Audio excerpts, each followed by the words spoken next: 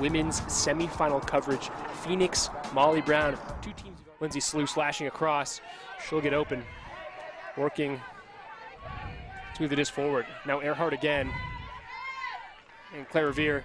Now she'll take an early shot. This one looking for Lyman, bending left, and works out. So Phoenix again will start with the Huck hold. If they can execute with that same level of efficiency, you imagine this game will go in favor of Molly Brown as we get an early bid. Yeah, that over the hands of the intended target, Manuela, but... Yeah, Megan Cousins there, playing Superwoman, able to keep that one off the turf. And now Swafford looking for Chastain. She lays out in the end zone. Unbelievable.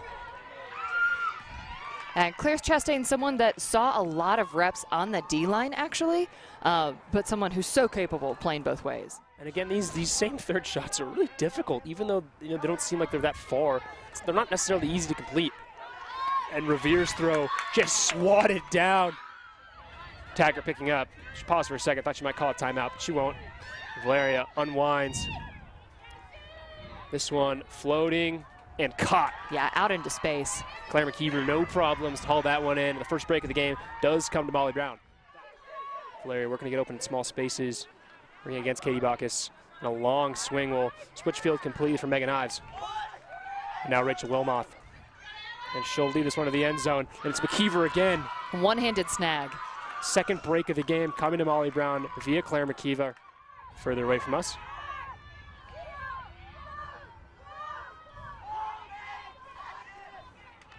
Actually, that's Mary Rippey, excuse me. And this one almost will find Dawn Colt in the end zone, so she ends up picking up the goal anyways. North Carolina able to walk this one into the end zone. Something else we talked about is one of the really impressive things is Molly's offense ability to get the disc back. Yeah, a great throw there. Blade from Pacathy to the far side for Cousins. This one now a step outside in the hands of Melissa Devlin. Her break off the line, finds Nelson, and it's Valeria, and back to that front cone into the end zone. Really fight through kind of maybe these personnel shortages, but finding their way all the way up into the semis, shot out into space. Yeah, looking for Sue, and it works out, so McKeever just gliding into open space, taking it under from Earhart, turning the other way and placing that in the end zone. Rippey in the backfield, around for Fagan. And Rippey's someone, very physical, athletic player. And a dive there. Massive layout block from Pacathy on the far side. I mean, she's been sort of the highlight for this O-line's defense. Getting them to just go away a few times, and Pacathy, whether it's her reset defense or getting a physical layout block, has done a lot to get it back for him. The mark from Fagan flashing the lane just enough to avoid the huck to Kawabata. And now all the way around, Molly Brown to the far side. They will take a shot. This one to the end zone, and it works out. But again, look how deep they are, all the way in the back of the end zone almost. Yeah, and just physically slowing down a little too, it seems like. And that might be fatigue. Definitely. Nelson and Valeria are the two that have seen the lion's share of the touches so far this possession. Valeria going to go with the hammer, looking for Pelletier, but knocked away. Yeah, and that might have been a frustration throw there. Meisner to the far side for Youngst. A really nice up line for them to put Meisner into power position, but graciously find Revere. Revere going to shoot for Sue again. And that connection works out. Excellent shot there from Claire Revere. Will find Lindsay Sue in the end zone. Oh. Yeah, some good pressure there from Stylen. Yeah, Stylen honing in on that one, but that was too perfect. And Peruka. Yeah, staying in the lane just long enough to create a turnover. She'll deal for Stanlin, and now Raleigh on the doorstep with their first break. Murphy around, and back to Peruka. Yeah, finds Peruka in the corner. Sorry to overstep you there. No, you're fine at all. No worries. Back in the hands of Raleigh. Here's Fagan, marked by Pacathy.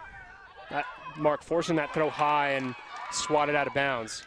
Everything they've needed her to do, she's been able to answer. I mean, both these teams have a player like that. And that one taken away by Murphy, her second block of this half. Yeah, the second you say that. And Murphy this time will shoot to the end zone, and that one works out. Second break, both caught by Peruka. Another break for Phoenix. This game is tied at 6s, early or late in this first half of this semifinal. Inside from Chastain is perfect. And everything going Molly Brown's way. And this is the patience of their offense that we were expecting to see, but picked off the second I say that again. Murphy So they're finding space. Yeah, had Connolly up line for a second, thought better of it. A few Molly Brown defenders crouching into that space, but they're going to go the other way and knocked away by Wynn. And now Taggart again. Chastain coming back around the disc. And she's a good person in a high-stress situation to have the disc in her hands. Chastain up line, and she'll end the point. Meisner in the backfield. And Lyman obliges to go upfield. This time they're going to take a shot, and that one worked out perfectly. Wow. Really impressive shot to Katie Backus. And she'll find Chastain, but contested by Colton.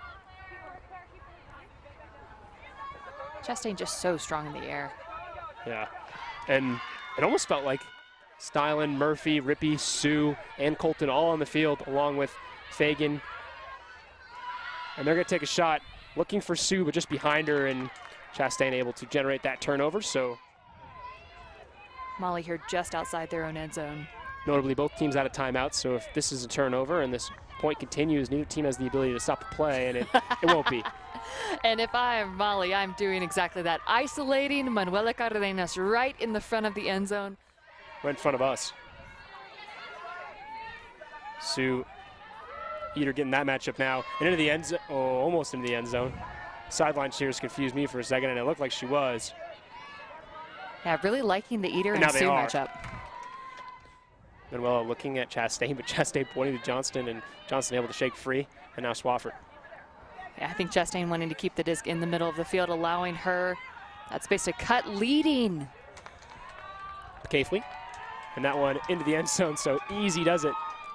Sue turning that turning that deep into an under. She's got Revere taking off. She thought about it for a second, but Earhart and Meisner up line, and a poach there. Meisner unfazed, and Earhart able to capitalize on her defender playing off her, and Phoenix will score as well. So 2-2 second half, all holds so far, and her and Grace Connerly and Fagan as well. Long blade towards Kawabata. Colton coming towards it. Observer ruled not in, and one more throw should do it. It will. Okay, so my frustration with that Raleigh set. Keila Strick.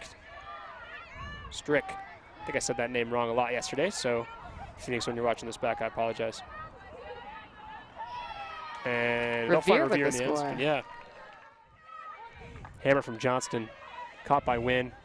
She's been so solid for them, and now she's going to shoot to the end zone, and Colton almost got there. Probably one that Colton will watch back and said she should have bid on, because Katie Backus. And now Lyman, low throw, bailed out by Meisner. Back to Lyman, and they'll go to the break side for Revere. So Revere with the second score. Yeah, starting to turn on the second half as they keep this game within 2. And Johnston coming across. Showing good patience on that reset throw. Caithley thought about stepping around Fagan, but the mark was too good, and inside will find Swafford, and one more throw will put Molly Brown in the end zone. A little awkward of a catch, but made it work out no matter, and Molly Brown back up by 2. She wanted Revere going to float out to Youngst, who was unmarked, and wow, Phoenix survives. Excellent awareness from Claire Revere. Great vision, exactly the point I was about to make. If you're someone that, despite not being able to play, still choosing to spend your holiday weekend this way, props to you as a teammate and a leader on your team, and I think it might pay dividends for Phoenix if they're able to pull this one off. Meanwhile, Manuel looking for Chastain. That blade is perfect. Wow. Throw that went just a little bit high. She went up, attacked it, and then the precision blade to Chastain crossfield. What a fantastic semifinal. 14-12, Molly Brown Radiance